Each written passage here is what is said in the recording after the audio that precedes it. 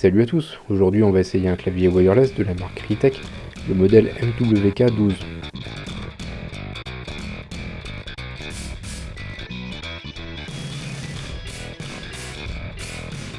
Comme vous pouvez le constater d'entrée de jeu, il est QWERTY, donc à partir de ce moment-là il y a trois solutions, soit vous êtes assez à l'aise avec la frappe et du coup vous pouvez l'utiliser en l'état, soit vous en voulez pas, voilà, soit vous en voulez juste pas, ou alors on peut tout simplement mettre des petits autocollants sur les touches concernées, sur les touches qui dérangent, ou alors sur l'intégralité des touches.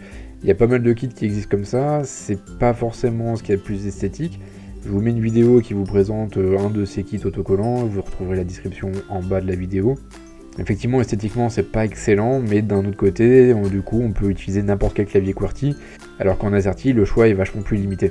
Le clavier en lui-même présente bien, voire très bien, il a un petit look design assez sympa, et la qualité d'assemblage est là.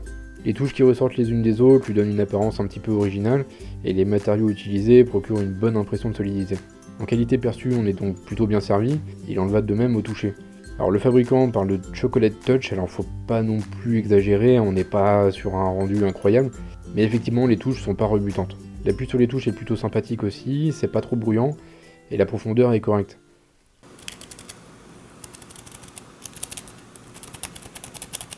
La particularité du clavier, c'est certainement le dos qui est en métal, certainement en alu, une très fine épaisseur, mais qui permet tout de même de donner un côté premium assez sympa et surtout un look moins austère.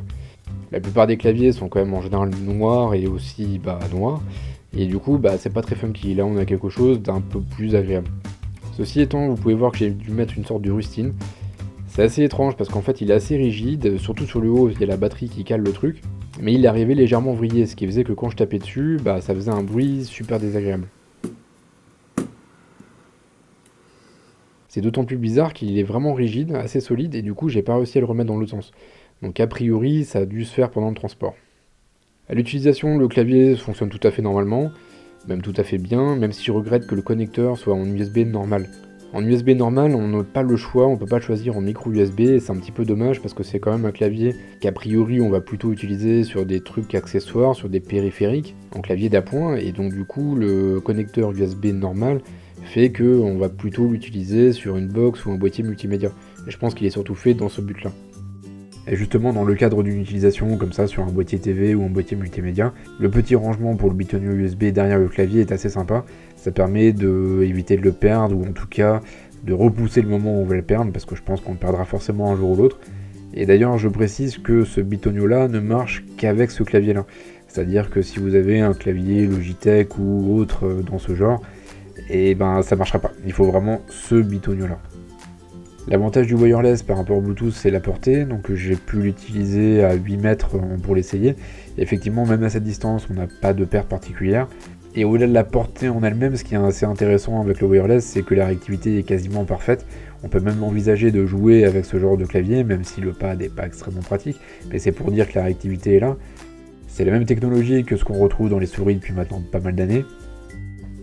Une autre astuce qu'on peut voir directement sur le pad via les petits logos qu'il y a dessus, ils ont prévu un système qui est assez bien pensé où en fait on tape avec deux doigts et ça permet de simuler un clic droit. C'est assez pratique, c'est même très pratique quand on a une tablette sous Windows comme celle-ci avec un petit écran, parce que c'est un peu galère de faire un clic droit normalement sur ce genre de tablette. Avec ces petites dimensions de 26 cm de large et 8 cm de haut, et en plus un poids assez léger à 210 grammes, on pourrait le voir comme un clavier nomade. Malheureusement, non. Non, parce qu'en fait la présence du connecteur USB, encore une fois en USB normal, et la forme des touches fait qu'il n'est pas vraiment prévu pour être transporté. J'en ai fait l'expérience de devoir sortir en permanence le connecteur, c'est assez pénible, d'autant plus si comme moi on a besoin d'un connecteur micro USB. En plus de ça, vous pouvez rajouter les touches qui ressortent les unes des autres, on en a parlé au début, c'est assez sympa esthétiquement, mais par contre une fois qu'on le met dans un sac, ça aime pas trop, ça a vite fait de se raccrocher. Concernant l'autonomie, c'est nickel, rien à dire de particulier, j'ai pu l'utiliser pendant environ 12 heures sans avoir à le recharger. Ça permet donc d'effectuer toute une journée de travail par exemple, sans avoir à le brancher, et heureusement parce qu'en fait, le connecteur est en mini USB et non micro USB.